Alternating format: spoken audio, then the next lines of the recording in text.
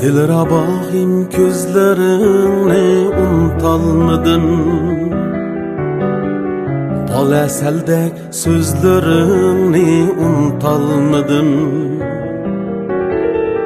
Bu hicranni yüreğimge silip ketken, şu cilmiger yüzlerini unutalmadım.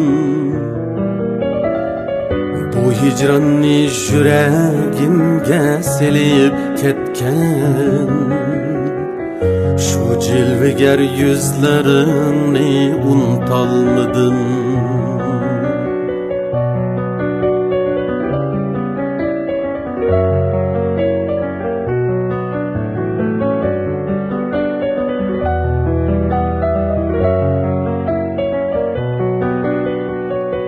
Hazan buldu seni bağlar görelmestin.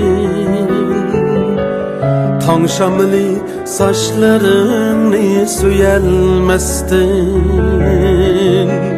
Tolğunu men ne kılarım bilelmestin. Gülzebayın boylarını unutalmadım. Tolğunu men ne kılarım bilelmestin. Gülzebayım boylarını unutalmadım. Tolğunu men ne kılarım bilelmestin. Gülzebayım boylarını unutalmadım.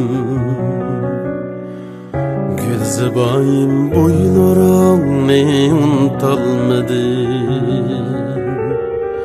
Gülzebayım boylarını